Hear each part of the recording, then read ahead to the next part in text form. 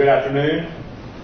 Appreciate the opportunity to share with you what Southern Company is doing in regard to converting boilers originally designed for coal to fire natural gas. We're doing this at some of our plants, and I want to talk to you about that. I want to start by introducing Southern Company, giving an overview of our company. We have 46,000 megawatts of capacity, primarily located in the southeast. We have corporate offices in Atlanta and Birmingham, and I work out of the Birmingham office and provide technical services and direction in the coal boiler group, the natural gas pipe group, and the high energy piping group. This picture shows all of our generating facilities. We have over 280 units at 70 plus generating plant sites. Most of our assets are located in Alabama, Georgia, Mississippi, and Florida, but you can see here that we have a number of facilities outside of that southeastern footprint. Wanted to highlight a couple of bigger jobs that we've got going on. We are currently adding a couple of nuclear units to an existing nuclear site over in Waynesboro, Georgia. This will be units 3 and 4 and anticipate coming online in 2018 and 2019. And in Mississippi, Kemper County, Mississippi, and Ms. Hedman showed this plant in her presentation. She visually introduced you to it, but this facility is using coal, lignite coal, inexpensive lignite coal in a way we've never done so before. This will be gasifying the coal, producing the syngas, and using that syngas inside of a combined cycle facility. The combined cycle is already operating today as commercial and utilizing natural gas. The gasifier portion on that we anticipate being completed in the first quarter of 2016 and coming online then. I want to focus on the conversion of coal units to natural gas, where we explored this, and I want to highlight the drivers for this conversion, the process that we use in looking at what plants we want to convert from coal to gas, the challenges associated with it, the conversion, and then go through the specifics of the changes or the specifics of the scope of where we're converting. Starting with drivers, the two drivers are regulatory and cost of fuel. Regulatory, the driver is the mercury and air toxic standards, the MATS rule, which sets numerical emission rates for mercury, metals, and acid gases, and we're spending a wealth of money in converting changing our coal plants to comply with this rule. But this rule is not applicable to natural gas facilities. And the Clean Air Act defines natural gas facilities as a boiler that can produce 90+% on a heat input basis from natural gas. And so if you can modify your boiler to provide heat from 90% or greater from natural gas, you can define your unit as a natural gas unit and not be subject to the MATS regulation. So that's one big driver. The other is, of course, fuel costs. And natural gas, has been mentioned before, is relatively low and, more importantly, or more surprisingly, relatively stable over the past few years. So we began the process of looking at converting units in October, the third quarter of 2010, when prices had dipped to a pretty good low, and we began exploring that alone. And just based on fuel costs alone, we have seen a change in our generation portfolio. For 100+ years, we have generated most of our power from coal. In 2012 and in continuing in 2013, we saw that natural gas made up the biggest piece of our portfolio mix, when 43% of our generation in 2013 came from gas and 36% from coal. Where will the price of natural gas be in the future? We know it will increase. The question is how much. I think that Dr. Balash did a really good job of talking about production versus consumption, and he tended to show and his numbers were more recent than mine, his showed a gradual increase. And I believe whatever the increase is, natural gas will be a major part of our portfolio going forward.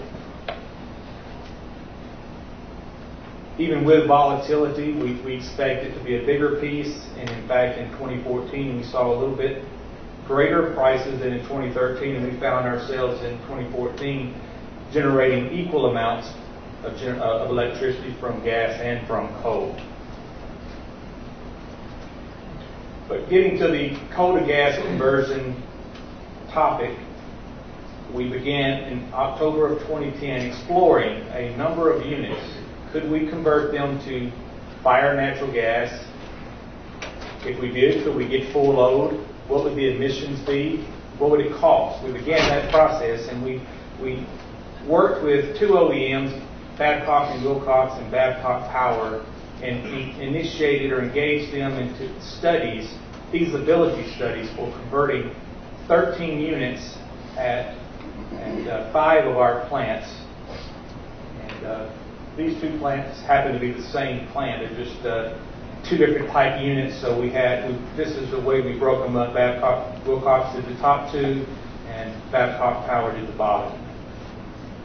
The OEM and size of those units are shown pictorially here. We had 5 wall-fired B&W boilers, 1 Babcock Power or Riley Power wall-fired boiler, and 7 corner-fired Alstom units that we looked at, all ranging from 165 megawatts up to 350 megawatts. These were units without SCRs, without scrubbers, and we were exploring a number of options at these particular units. Natural gas conversion being just one of them. We were looking at adding an SCR, adding a wet scrubber, adding a dry scrubber, biomass conversion, retirement. All these different options were being explored along with the exploration of converting to natural gas. Well, we looked at all those different options and actually also compared it against a new combined cycle or simple cycle facility and made our decision to go forward with 8 units at 3 different plants. Again, the top 2 being the same plant. So that was our directive, was to go forward with 8 units converting from coal to gas, and that's what we did. Additionally, we converted a little mess up there, formatting, but 4 other units were also converted, but these units did not require as much effort in that they were already capable of firing 100% from coal or natural gas. So we essentially removed coal from those units from firing coal. So we list these as well. We'll say 12 units converted, but really 8 had a major retrofit project completed. So I want to talk a little bit about the challenges in making this conversion. A typical PC boiler, pulverized coal boiler, and a typical gas boiler are shown here. Just looking at them, you can see that the geometry is different from one to the other. One's a little squattier, one's wider. You can just see the differences. And then additionally, the surface area where the steam is created, in the red and pink and blue areas, you can see they're in different spaces. So you'd like it to be strategically placed in a different location. But all we were doing was taking this boiler, taking out the coal burners, and putting in gas burners. And so you can see the challenges and the compromises that have to be made. Anytime you fire a boiler with a fuel other than the fuel it was designed for, there will be compromises, even within the ranks of coal, but definitely changing as drastic of a change from a solid coal fuel to a natural gas. And some of those challenges that we explored in our feasibility studies were, can we get the same boiler output? Will my steam temperature and pressure coming out be the same as it was with coal? Some cases that answer was yes, in some cases it was no. The natural gas gives off its heat different than does coal. It's more of a convective type of transfer. It does not radiate very much down in the furnace relative to coal. And so the gas temperature leaving the boiler area, the furnace area, our furnace exit gas temperature is hotter with natural gas. And that allows the tubes in the back pass to see greater temperatures than they do with coal. And do I have the right metallurgy there for that extra increase in temperature? And do I have the ability to control that? The temperators or the sprays, steam sprays, that adequate to protect the metallurgy of the high energy piping onto the boiler, or to the turbine, excuse me.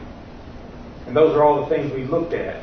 And then when you start talking about what's the scope of supply, the top two items above the red line are scope items that will definitely be required in a conversion. You have to change your fuel supply equipment. You're no longer looking at conveying and crushing and pulverizing coal. You're looking at piping and lots of valves, the double block and vent requirements, lots of valves scattered around the boiler now. And then the way you inject the fuel into the boiler has to change, the burners themselves. The items below the line may or may not be required on a particular unit. Do you have adequate spray capacity to control, to protect your metallurgy? The pressure part replacement, do you have adequate metallurgy there? Do you have adequate fans, or do you have the right flame scanner? These may or may not be changes that will be required. Going forward, there's two approaches that can be taken. One is to completely abandon coal, and the other, surprisingly, is maintaining the ability to fire coal. I mentioned earlier the Clean Air Act defines a natural gas boiler as a boiler that produces 90% on a heat input basis its generation or its output from natural gas. That allows up to 10% on a heat input basis from another fuel, including coal, and still avoid match requirements. So we do have 4 units. Of our 8 units, 4 will maintain the ability to fire coal, and 4 will not. And those units that retain the ability, we're basically taking the existing burner, either a wall-fired burner, and sticking a gas gun right down the center of the coal nozzle and generating gas, or inputting our gas that way. Even with this arrangement, we can get 100% capacity with coal or natural gas. So now I want to highlight the 8 units at the 3 different plants where we're converting the units. Plant Gaston is located in Alabama, just south of Birmingham. Prior to our decision to convert these units, 4 units, they did not have gas on site. So the nearest spot or nearest location we could get an adequate supply, a reliable supply, was 32 miles away. So we Southern Company, constructed and owns and operate, or will operate, this new gas line. It provides gas for our 4 B&W units. This is the unit that has the coal backup. These 4 units will retain the ability to fire coal. We competitively bid the burner equipment, and B&W was awarded this work. Additionally, this plant has a 5th unit that is a CE 880 megawatt supercritical unit. This unit, of course, gas was not on site, so we did a cost-benefit analysis of adding igniters and warm-up guns, converting from oil to natural gas, and that unit has SCRs, baghouse, and scrubbers, and the benefit to protecting the bags, protecting the catalyst, and just the cost of gas showed it was a quick payback to go ahead and make that conversion. So we're also working with Alstom to change to gas igniters and warm-up guns. Additionally, we bought a new auxiliary boiler, or startup boiler, and we competitively bid that, and Rentec was awarded that supply of that package boiler. Plant Greene County is located in southwest Alabama near Demopolis, and at that unit we have two 250 megawatt units. One is a B&W unit, the other a Riley Power unit. We're switching from 100% Alabama bituminous to 100% natural gas. Competitively bid, and B&W will help us with that material as well. In Georgia, just west, sort of southwest of Atlanta, Plant Yates has 7 units, or had 7 units. Have 5 units down here, 5 smaller units down here, and 2 larger units up the hill. These 5 units are retired as of April 16th of this year, as MADS kicked in, and they're not compliant. These 2 units we are converting to 100% natural gas firing capability, 2 350 megawatt units. No coal will be on site, and we competitively bid this job, and Babcock Power was awarded this job. The first unit, we actually did Unit 7 first. That unit is commercial right now. Last Monday went commercial, and I've got a few pictures of the work. I was over there, and this is a double blocking vent just prior to the burner. So there's one of these arrangements for each burner. There are 20 burners on this particular boiler, so you have 20 of these throughout the plant. And additionally, we have the level control abilities on each. We have flow control on each level, so 4 levels have an additional valve station for the flow control, and then we have one big pressure reducing valve station. So there's lots of valves and lots of yellow piping. You can see the clean grading is where the coal pipe came up, and back here is the wind box. So the coal pipe used to come up and turn in there, and we plated that, and now we have lots of piping and valves. And just behind that, you see, instead of coal piping coming up, we have a gas line flexible hose, and we introduce into the wind box with 2 different lines, one burner. And this was a model Babcock Power had provided to us before the job, and this is an actual picture standing outside the boiler looking down the burner. And this is a picture of the fire. As I walk around and see it, now you see a nice blue flame and going into the center, and the nice traditional yellow-orange flame. Most of the time when you look in there, even at full load, you don't see anything whatsoever. You start to wonder if the burners are actually operating, but you see the big yellow-orange flame in the middle, and you know that it is. But it takes some getting used to look in there and see such an operation.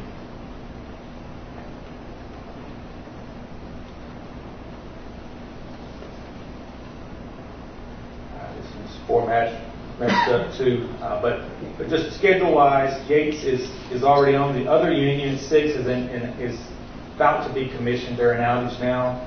Plant Gaston has 4 units. They're in outage on the first unit. The other 3 units will be completed this fall, and Greene County will be completed this fall as well. So we'll be ready to go by April 16th of 2016. Those plants I did not mention were granted an extension. So they were granted a 1-year extension, and hence they were able to wait until 2016, whereas Yates did not have an extension, and so they're already having to be a gas unit to avoid. They can't operate on coal as of April 16th.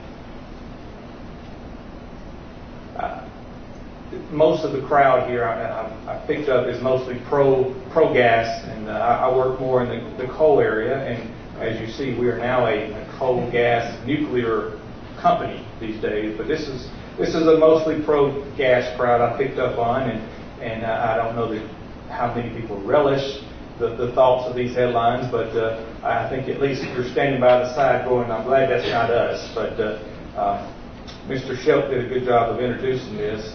I would just end with a heed or a warning that a few years back, the Sierra Club started the Beyond Coal movement, and it was very effective in providing challenges for us. It paused some projects, canceled some projects, shut some plants down.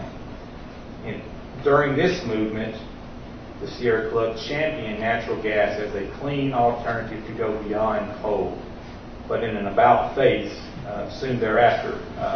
And as I like the way Mr. Shell put it, natural gas has arrived, but there is indeed a beyond natural gas movement, and there'll be other environmental groups that will make it fun for us as well in this area. They're challenging all drilling, gas piping, power production. All things are being challenged. So just stay tuned.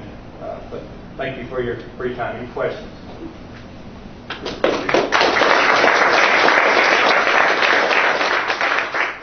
On the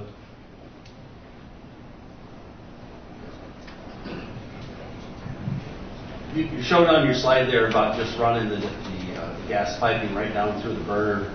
Did you have to, I guess maybe from an insurance carrier standpoint, did you have to go back into the ductwork stiffening, buck stays or anything, implosion studies or any of that? Was that part of the whole package? We did models. I didn't get involved. We're managing with our controls. We're looking at NFPA 85 requirements, and we got mitigation plans. We're using the control systems to mitigate those plans, or to mitigate any problems we could conceivably have. So we paid a third party. The name escapes me right now, but we had a group spend a good bit of time and money on that effort. So yes.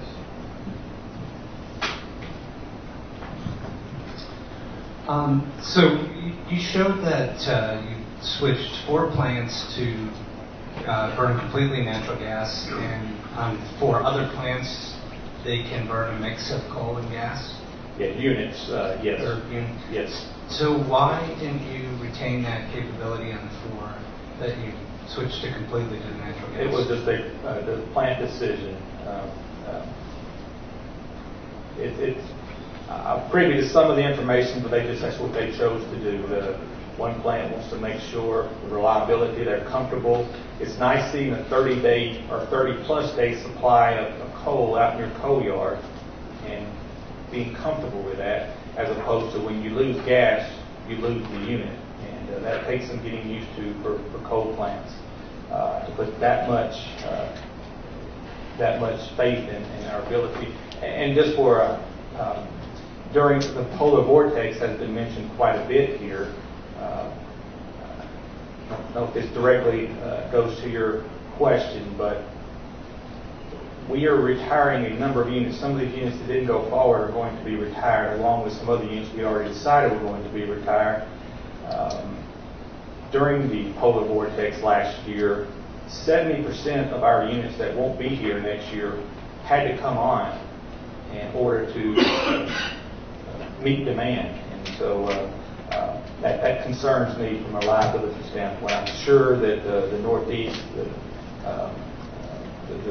challenges that we met with last winter hopefully will be resolved and we won't see that again, but there will be other challenges that will come our way. And having interruptible supply of fuel like gas versus a more reliable, I would say, coal yard full of 30 days of fuel, it takes some getting used to. And that plant was adamant about maintaining that ability to fire, have that as a backup.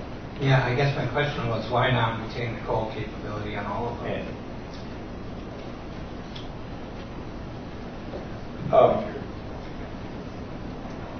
It was just there's just a choice of the plant manager. It's really what it came down to. There's a lot of went into that I can share with you at break maybe, but I won't hold up the group here from break. But that was just a choice that was made on the individual plants. Michael, for the units that were not converted, what was kind of the determining factor? Was it age or status on rate base? I was not necessarily privy to all those decisions. One of them just got our decision a month ago, and I had gone out for bids on equipment and had gone down to the plant and made a recommendation, and we had all came to an agreement. We were about to pull the trigger on awarding that unit. There was a reassessment. It has to do with need.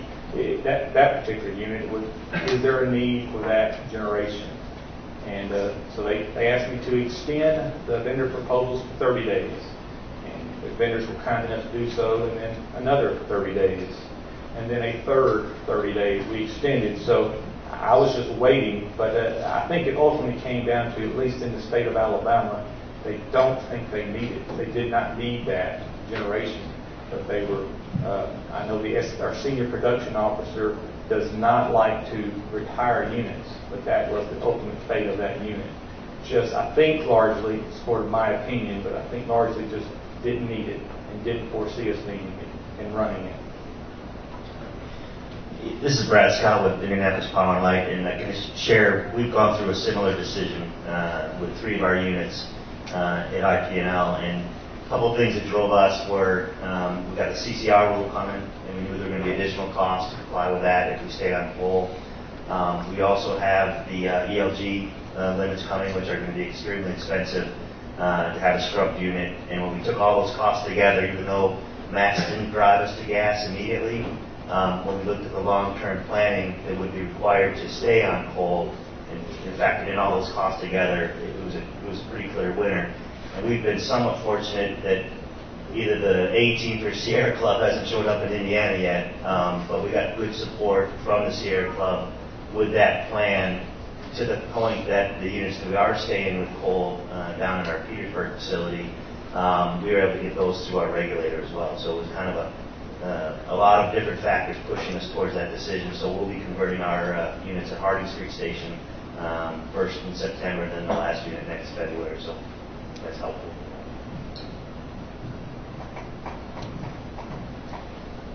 Any further questions? Thank you.